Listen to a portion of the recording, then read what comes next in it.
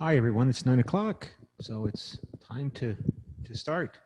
And okay, so you've gotten a couple of emails from me, including one asking you to sign up for a debate participation exercise in which the student will be pro or con, and we'll have another student as their pro or con opponent, so you can see the debate presentations 15% of the grade. And since it was a small class, we didn't bother trying to set this up before the midterm.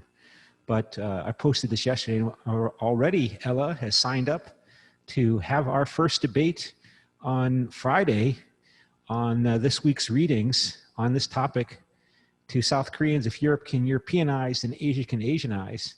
And if nobody signs up to be Ella's pro opponent, then I will get to be Ella's pro opponent.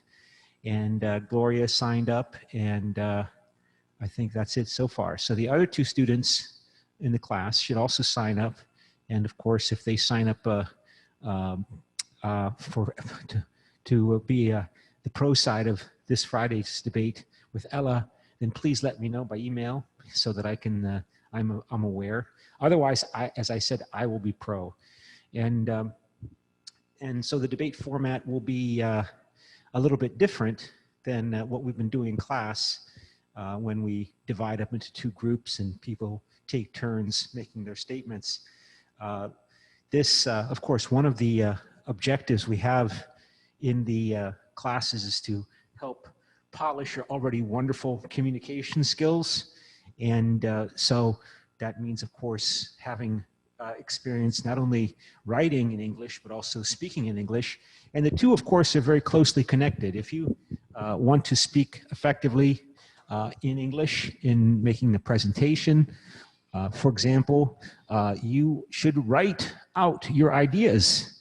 That's how I have always tried to prepare for making a presentation, is that by basically writing a paper and working on that paper repeatedly, so that when I have to then speak in front of a group of people, I have basically just a set of notes taken from my refined paper to key my brain as to what I have to say on each of the main topics that I've written down on that piece of paper that's already in my brain. The information, I've learned the information so well by basically writing out my ideas like I'm writing a paper, that I just need to be reminded what I need to say and it comes to my head. And then when you know the information so well, when I know the information so well, I can focus more on presentation style. I can focus on making sure I look at the audience, making sure that I move around, making sure that I can point to my audiovisual aids. So that's the key to effective speaking, I think, is preparation, at least for me. And I think also that you know, if you are a good public speaker, if you're a good presenter, it's a big plus for you in terms of your career. People like to be entertained. I don't mean to be ironic or cynical, but typically if you have an organization and the organization needs to have a presentation to the people working in the organization or the unit, the person that is the best public speaker will be chosen to be the person to make the presentation. And I know, for example, my sister, she works for the state of Ohio. She works in the employment health insurance program for employees who risk getting hurt while they're at work. And she is always given opportunities to make presentations to her coworkers. And I think it's because she likes doing it, and she's good at it, and she entertains people. And if you get that reputation in your work unit, in the organization where you are working, in the Mexican government, state or federal government, or the American local government, you get a reputation of somebody who's a good public speaker, it's going to be a big plus for your career. You're going to get promoted because organizations want good communicators. They want good communicators. And so you'll have some opportunity here in the debate to practice your public speaking skills. If on the day people sign up for a debate, one or both of the presenters is away because of social distancing requirements, and only one of the debaters or none of the debaters are here, then of course we will use the Zoom for a hybrid format debate. We've done that before, where one person speaking in front of the class while the other person is presenting through Zoom. And that's okay. That's good practice too, because I think these video conferencing formats are going to, they're not going to go away if and when the pandemic is declared to be over. They're too much, they're found to be too useful, particularly for people who are working for organizations that have employees around the whole world. There's going to be more and more focus on this hybrid format. So in terms of the evaluation of the grade, I will ask you, the students, to evaluate the debaters anonymously through the Cyber Campus. And before I forget, let's go to Cyber Campus, and the start attendance, your smart attendance number is 802, 802. So let me put that in the chatting, 802, 802, like this. Okay, so I will ask you to evaluate and grade the debate anonymously through Cyber Campus Vote.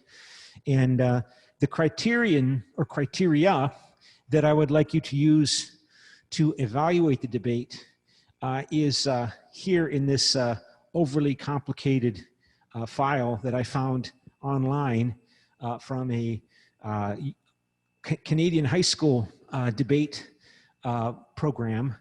And the format we will use is called, in terms of tradition, the Lincoln-Douglas format, because supposedly this was the format that U.S. Politician Abraham Lincoln, when he was running for, I believe, Senate, was running for U.S. Senate from Illinois against Stephen Douglas. And they were debating slavery and what to do about slavery. And this is a few years before Lincoln won the election to become U.S. president in 1860. And so this is called the Lincoln-Douglas format. Lincoln lost this election to the Senate, by the way. Stephen Douglas won election to the Senate. But then, of course, Lincoln later won the presidency and defeated Stephen Douglas for the presidency. So the format that we will use is pro, affirmative. In other words, for affirmative is pro. We'll go first for up to 6 minutes. Then con, or negative, will then speak for up to 6 minutes. I will ask the students if they have any questions towards pro or con while they're presenting, because we're pretty loose about the time limitations. And then pro rebuts. So pro rebuts con for 4 minutes, and then con rebuts and concludes for up to 7 minutes, and then affirmative or pro rebuts and concludes for 3 minutes. So pro speaks 3 times, and affirmative or pro speaks 3 times, and con speaks twice. Con will speak twice, okay? So, and this works out to about half an hour, give or take a few minutes. And in terms of asking you to evaluate the debate, I would like you, well, typically when we were in class, we would do this on a piece of paper, but people would do this anonymously, but we have to be a little bit more flexible when we are trying to do this over video conferencing. So think about the quality of the opening statement, right? Is there an effective, well-organized, constructive speech from the opening statement of pro and con? And if yes, that's great. You give them the highest mark, excellent. Then the next level is, okay, they do a good job of presenting their main ideas in their opening statement. And they provide evidence, they provide support for it. And then satisfactory is they deliver their points, and there's some ideas, their ideas are presented with some support. They make an argument. Limited is well, you know, I don't really understand why I should believe your points or accept your pro or con argument. And then poor is, of course, they make a statement that's not really relevant to the topic. And then rebuttal is similar: excellent, good, satisfactory, limited, or poor. Again, so an excellent rebuttal is the excellent rebuttal analyzes the flaws in the opposite team's speech, and in the conclusion of the rebuttal, integrates the main ideas of the rebuttal, including flaws in the opponent's speech, and that is the best mark. Then, okay, good enough is the conclusion. The appropriate arguments are made in a rebuttal. There's some restatement or summary of the rebuttal points, including some discussion of the flaws in the opponent's statements. Satisfactory, there's some clear connection to the points in the argument to which pro or con are rebutting. And again, some restatement of the points and some attempt to find flaws in the opponent's team's argument. The limited is, well, it's just weak, does not state flaws in the opponent's argument, and again, just poor, just not really clear at all what they're trying to say. And then you see also presentation style. Do they speak articulately and confidently with practice and effective use of voice and gestures? People, again, I don't want to be cynical, but people want to be entertained. People want to enjoy watching somebody make a presentation. Let's not use entertain. People want to enjoy hearing a presentation.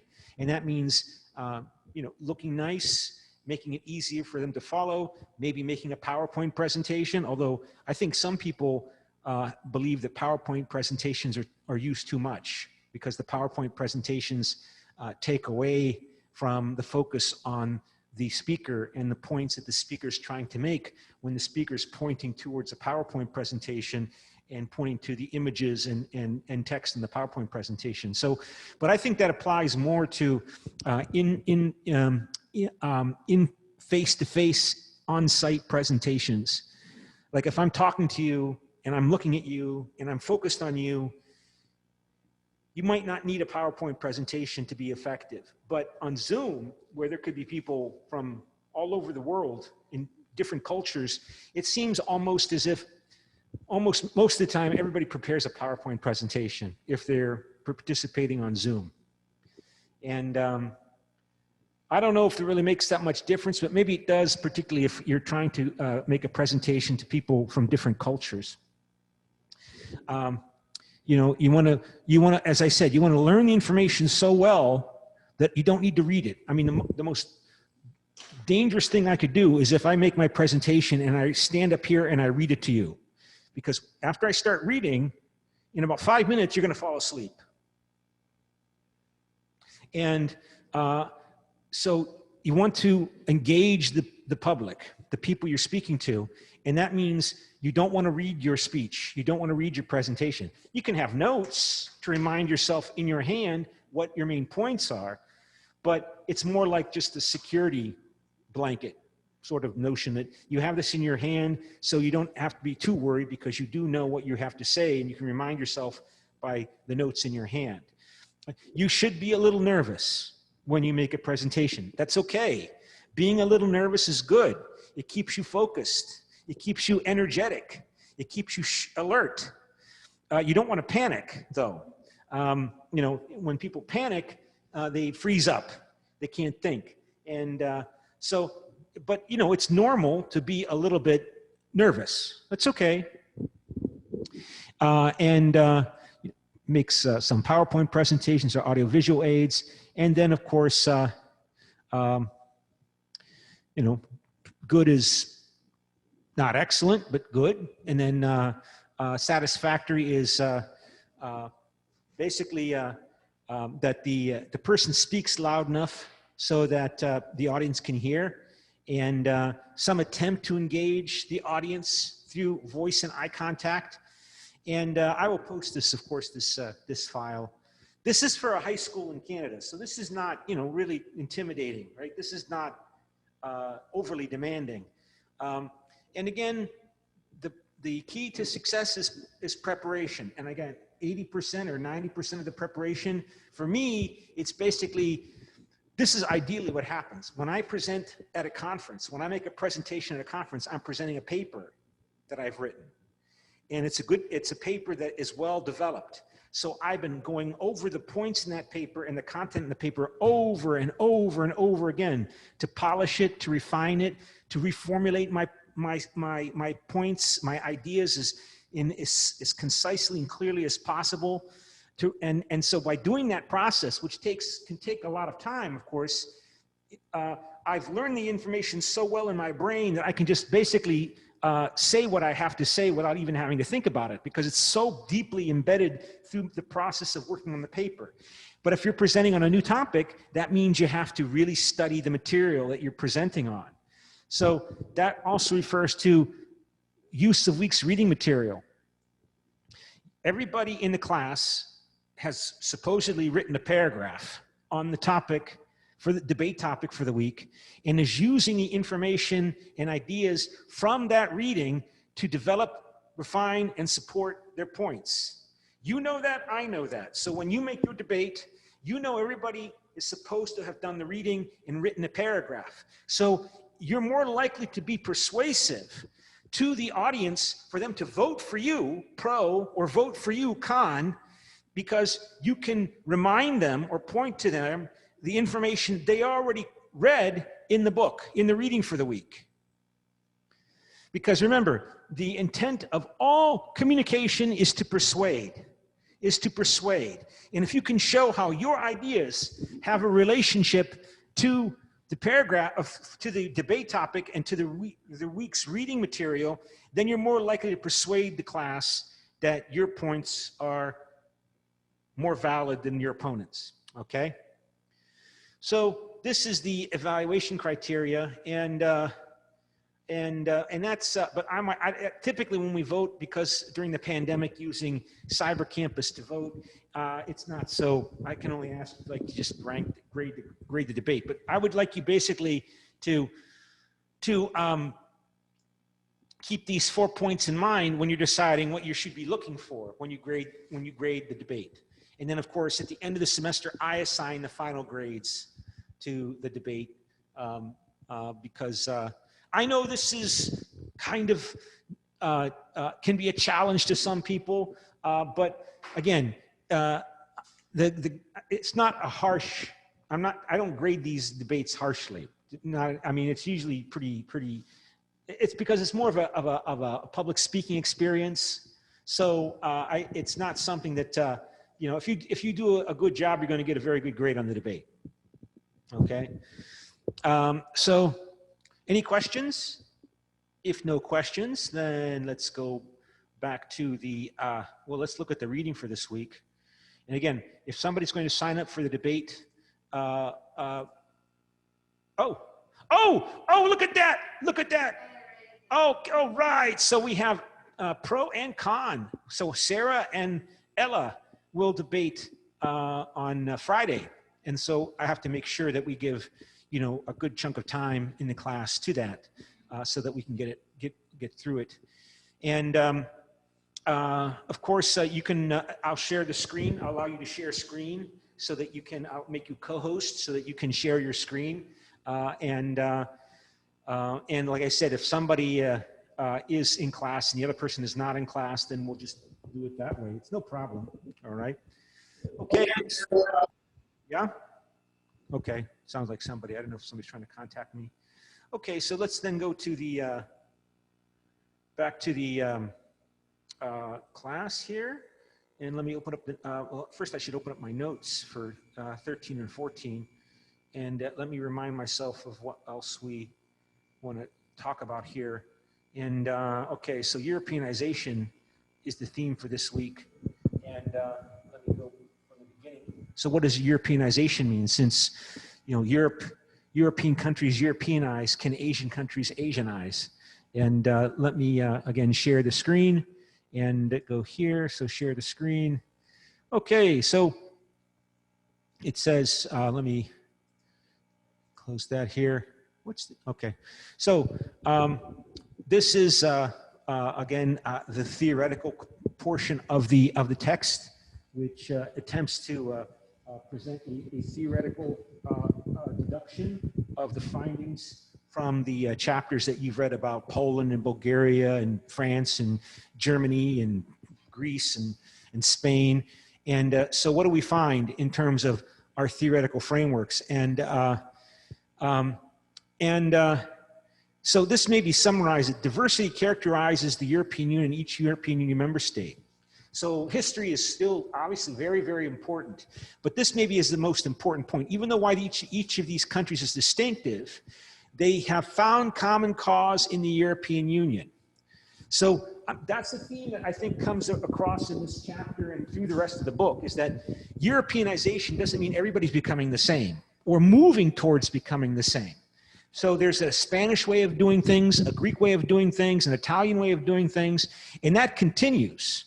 But there is also the development of a new European level, a European level of politics and policymaking that shapes the behavior of Germans and Greeks and French within France or Germany or Greece as they, different groups and actors engage in political, well, I almost said struggle, but why not say struggle, political struggle with each other. They use the European Union to, and the institutions and opportunities for political gain that it provides in their own local, political efforts, in gaining whatever it is they want to gain in Greece or Germany or Spain or whatever. But within limits, because there is this demand or expectation that, that these countries and these actors within each of these countries are going to cooperate, and they're going to fulfill their expectations that they have towards other European actors to satisfy European expectations about how to resolve and go about addressing political debates. I almost said conflicts, but yeah, okay, conflicts. So even though the point is that the Spanish continue to act like Spanish, and that the Germans continue to act like Germans, and the Poles continue to act like Poles, but they're using the European Union, these different Polish actors inside Polish politics, for example, use the European Union and its institutions and its resources, including its funds and their competition for these resources to get, for example, economic funds in order to win and prevail and get what they want within Poland. The focus of actors within Poland is Poland. And the European Union provides resources and affects the environment that these different political actors in Poland or Bulgaria or Greece or France use in their political interaction to get what they want in their respective countries in competition with and in negotiation with their allies and adversaries, their political allies and adversaries within their home country. So, so they give you some brief overview of the theoretical perspectives, right? That some states have been more willing to support neo-functionalist methods than others, given that all EU member states have been willing to defend their national interests at various times in different ways. So this means that, for example, neo-functionalism means the leadership of the countries seek to encourage and support the efforts of their countries and support policies to encourage more integration of more and more policy areas in different areas of public policy, whether it be anything, different kinds of business and economic policy, financial policy, communications policy. But this neo-functionalist method means this is encouraged by the leadership, that it's not going to happen automatically, right? You can point out as an economist that, hey, you know what? Look at how much we're benefiting from integrating our coal and steel community. Let's go one step further and let's integrate, let us say, our electricity, energy generation industries, because coal and steel, they use a lot of energy, they need a lot of fuel. So you can see how much money and how much more efficient and how much more profitable are our industries through integration of our coal and steel industries starting in 1952. Look here, you can see, right? you can all see, the economists will show you, look how much money how much more efficient we will be and how much more profits we will make if we go another step and integrate our energy industries that supplies the energy for our coal and steel industries or our transportation industries.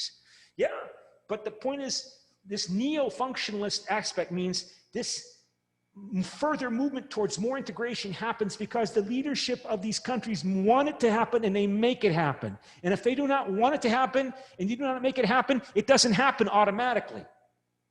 Neo means new and improved. So this notion functionalist implies that it happens automatically, like a physical law, that actors want more profitability. So when you integrate the coal and steel industry, there will be more and more political incentive and more economic pressure, I should say, to integrate energy and transportation. And it might indeed be there. There might be a good economic argument for the efficiency of going one step further and engaging in functional spillover from coal and steel to transportation and electricity, but it doesn't happen just automatically. It doesn't happen because of natural economic behavior. It happens because there's political, strategic direction to make it happen. And that means dealing with nationalism and overcoming or avoiding provoking nationalist sentiment, a resistance. That means dealing with it, right? It requires political leadership. And I specifically highlight transportation and energy because even though you think, wow, coal and steel, big, heavy industries, that requires lots of energy to make steel. I mean, steel is an intensely energy-consuming industry, right? But energy and transportation have been slow as areas to integrate, as economic areas to integrate of the European Union, despite you think it's very much directly related to coal and steel. So it'd be obvious that business people are saying, okay, well, let's integrate the coal and let's integrate our energy and energy transmission and our transportation industries. For electricity, meaning generating electricity to make steel, as well as coal. But it has been slow. Even though the European Communities Treaty has explicitly referenced transportation, the transportation industry, and the energy transmission industry to be, electricity transmission industry, to be focuses of integration. But it's been relatively slow because there's political resistance that the political leaders have had difficulty or have been unwilling to try to overcome, partly because of, well, who knows, many different interests. It can be trade union interests that, railroad workers don't want their railroad activities and business and labor rights affected by integrating the railroad workers of the European Union through integrating the railroad industry. This is a big topic. For example, Emmanuel Macron, as you know, just won re-election in France. He has tried during his first term as president to streamline and reform the pension system, the old age retirement system in France, which has very disparate parts for different businesses and different industrial areas, including in railroad. That's an explicit focus in Macron presidency, trying to get the railroad workers in France to change their pension system and their retirement policies and retirement rights. And so that's certainly one of the reasons why transportation industry has been slow to integrate in the European Union, because the railroad workers are very powerful and strong traditionally in France. And he attempted to fight them, and he made some changes, but they resisted. And he's always concerned about the next election, so he didn't get everything that he wanted. But that was an explicit focus that Emmanuel Macron began to address before the pandemic. That he wanted to change the railroad pension system in France, because they have their own unique pension retirement policy system. See, but that's the point. That neo means this happens because political leaders want it to happen. It doesn't happen automatically by itself.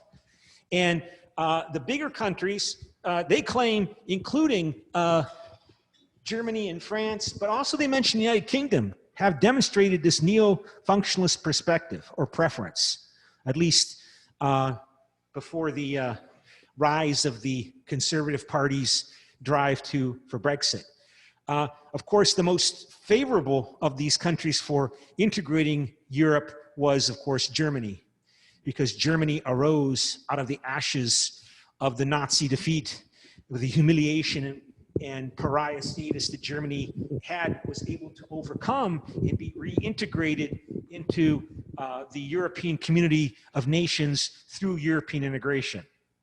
And it was a political strategy by which to create a new era of peace between France and Germany, so that, you know, one of the common statements over the years, 10, 15, 20 years, is that war between France and Germany is, quote unquote, inconceivable. Like, we can't even conceive of it. It's so impossible to imagine that France and Germany would ever again threaten to use military force against each other. It's inconceivable. That's the quote. That's the quoted word that we always come across. And I don't know if it's inconceivable, but maybe it's inconceivable for people today.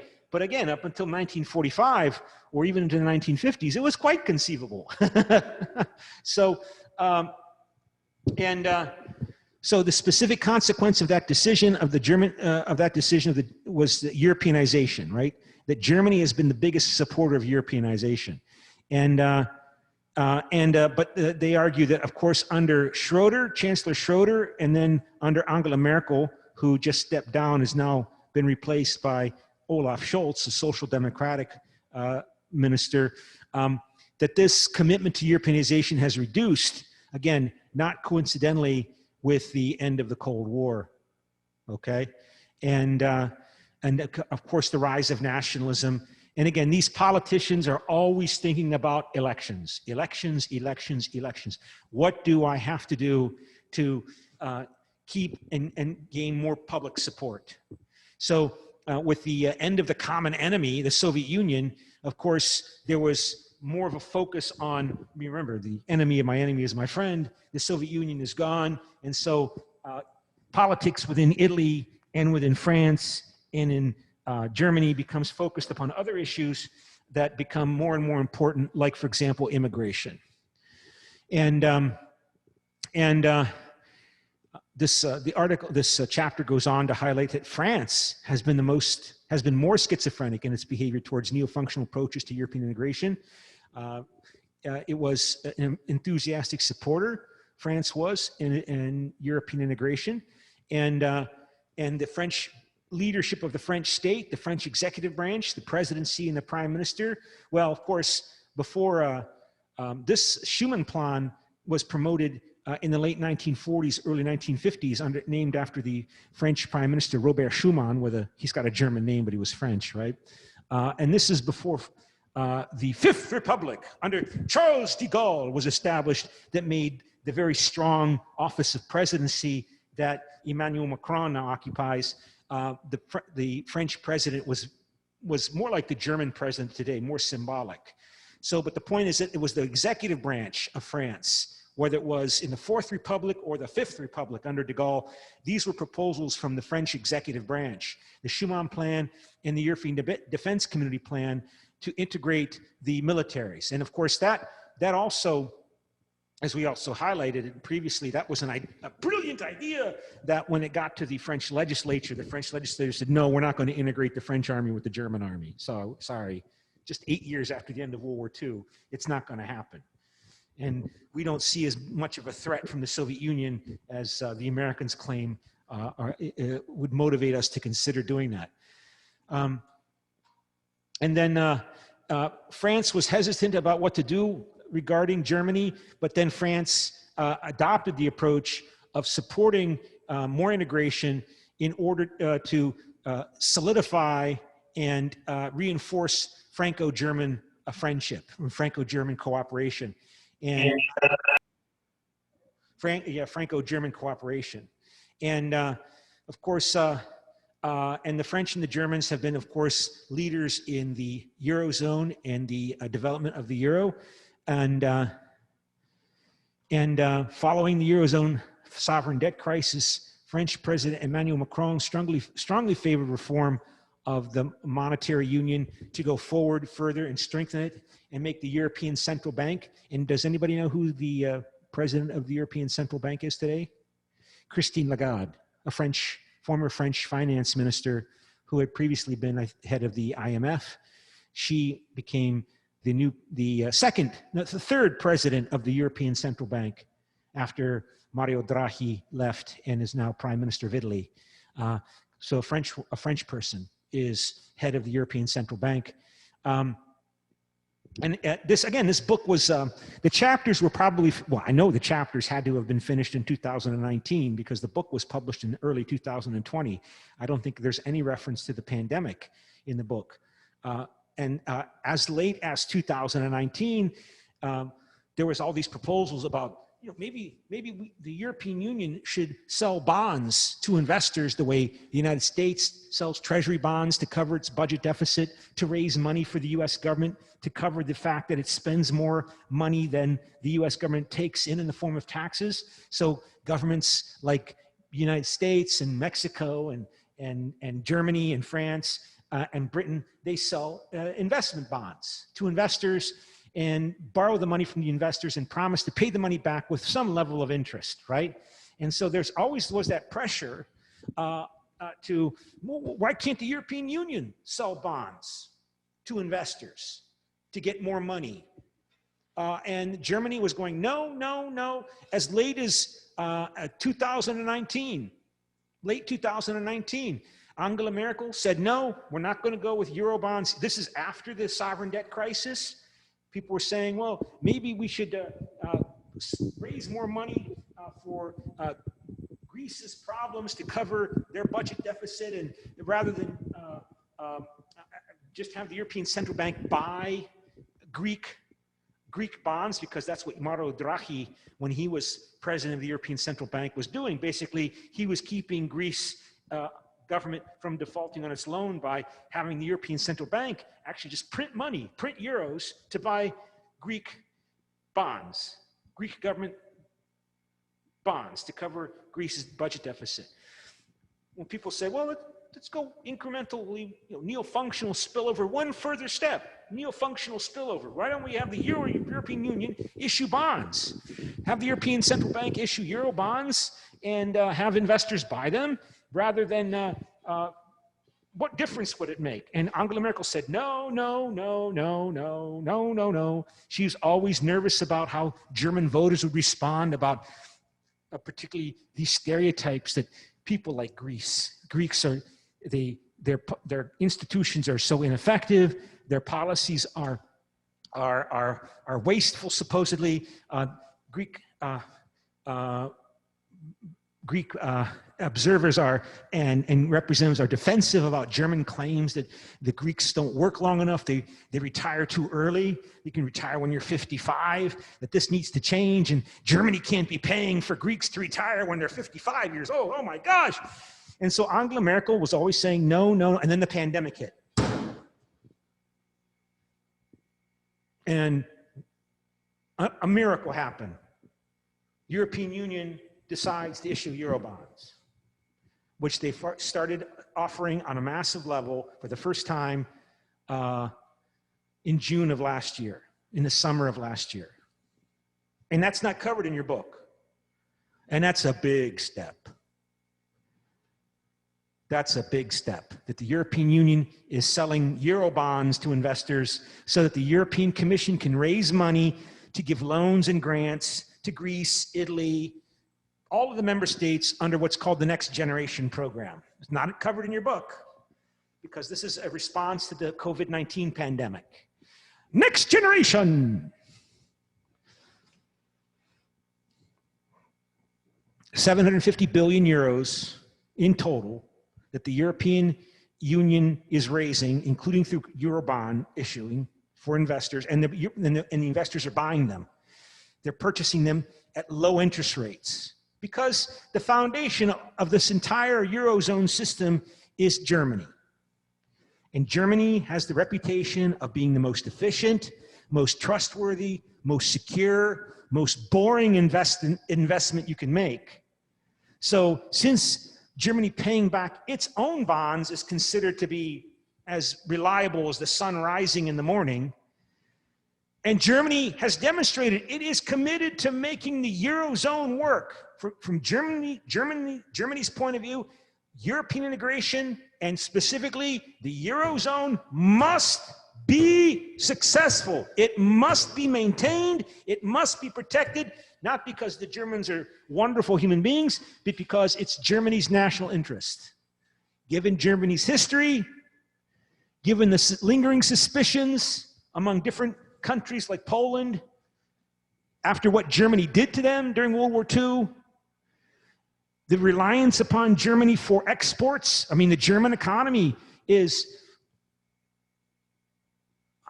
some estimates say half of the German economy depends upon international trade. Half! And if you think, if you're taking investment and buying products from Germany, that Germany is going to use those profits that it gets from international trade and business to build a German army, a German military that will threaten you, you're not going to buy those goods and services from Germany. So European integration is critical for Germany's national interest. And that is why the Euro bonds that are being issued they're considered very, very safe investments, almost as safe as German bonds are, according to the reports I've read. The interest rate you receive is really low because it's low risk. You know, if you want a higher interest rate, you have to take more risk. You've got to buy, Russian bonds. You'll get a high interest rate return. You might not get paid back, but or Argentina. Because of Latin America, Argentina has a bad reputation. I think they just defaulted on their debt again. They do this every 20 years. Argentina defaults on its sovereign debt. And, but anyway, so again, it's no longer, this is out of date. This is out of date. Germany is all in on Euro bonds. And it being issued by the European Commission and European Central Bank. We'll talk more about it later. So the French National Assembly, remember, they rejected the European Defense Community Initiative in 1954. That's just 9 years after the end of the Second World War. And French President Charles de Gaulle came to power and created the Fifth Republic. And that made the president the center of the French political universe, which the president had not been prior to him coming to power. The French Fourth Republic collapsed because of its apparent inability to deal with the crises of France, including the ongoing national humiliation of France's loss of Algeria. So Emmanuel Macron defeated Marine Le Pen. Marine Le Pen is the daughter of Jean-Marie Le Pen, who had been a French paratrooper who fought in Algeria to try to hold on to Algeria. 1 million people died in Algeria. That's a rough estimate. 1 million were killed by the French and their allies trying to hold on to Algeria that the French colonized in the early 19th century, in the 1830s.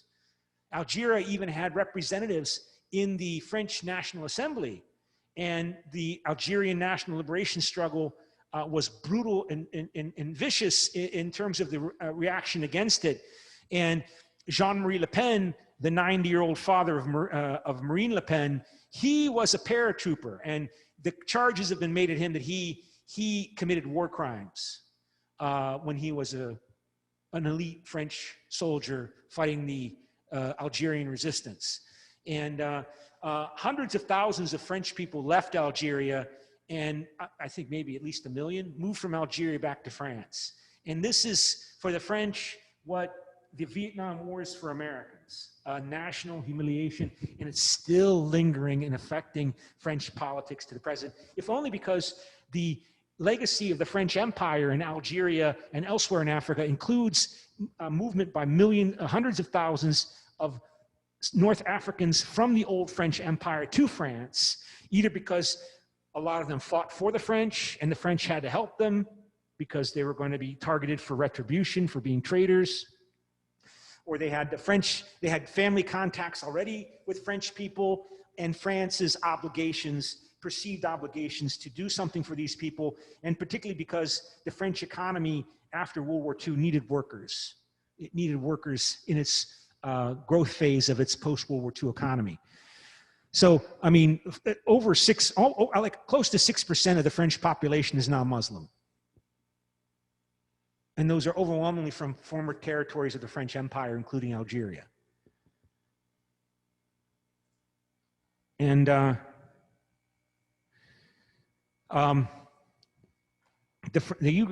United Kingdom government, they always favored a more intergovernmental focus in the European Union. They have not really been so supportive as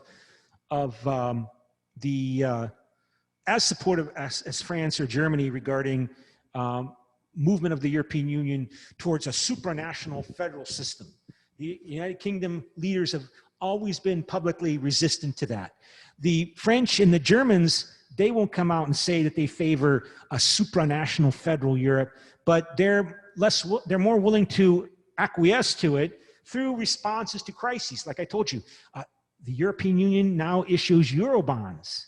That looks to me like a state, a federal state function, the way the United States government issues treasury bonds, or the German federal government issues German Bunds. I think they're called Bunds. That's the German word for bond. But so they're more willing to do that, but the British have been more hesitant or resistant. And particularly when Margaret Thatcher became prime minister, representing this upsurge of British nationalism after the humiliations of the loss of the British Empire and Britain's economic weakness in the 1960s and 70s that was associated with European Economic Community integration. That Britain applied to join the European Economic Community because it could not solve its economic problems that came with the loss of the British Empire. And so while Germany and France and Italy and Japan are growing at rapid economic growth rates after World War II, we talk about the German economic miracle, we even talk about the Italian economic miracle, the Japanese economic miracle. Britain, which won the Second World War, was growing at less than half the rate, let's say, of Italy or Germany or France. And there was labor unrest and strikes and protests all the time in United Kingdom. And the point I'm trying to make here is that in the eyes of many British nationalists, European Economic Community integration of Britain is associated with Britain's period of economic decline and national embarrassment. This former world superpower, the British Empire, actually had to apply for a loan from the IMF because they had a balance of payments crisis. Like Koreans remember from 1998, the British did it earlier. They, 30 years previously, they had to apply, please IMF, give us some money because we cannot control our finances.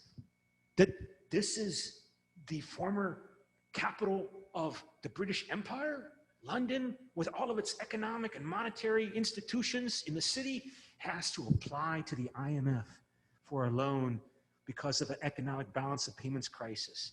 And so that's the context that I think I might have showed you already, that the British Prime Minister Margaret Thatcher reminded people that the British joined the European Economic Community in the midst of all this trouble, that under the Conservative Party and Margaret Thatcher had overcome these problems to become the fastest growing economy in 1980s and 90s in Europe. To go from one of the slowest to one of the fastest big economies of the European Economic Community, along with widening income inequality between rich and poor in Britain, the closure of, I think, virtually all of its coal industry, for example. It's highly unionized, trade unionized coal miners were going on strike, and Margaret Thatcher said, we're not going to subsidize these inefficient coal mines with government money anymore. If they can't make enough money to support themselves, they have to close, and today they're all gone. including the hundreds of thousands of jobs for people who worked in the mining industry, in the coal mining industry in Britain. And you can imagine what those cities look like, where those mines used to be, closed, lots of poverty, and they've come to vote for Boris Johnson and the Conservative Party, the northern part of England.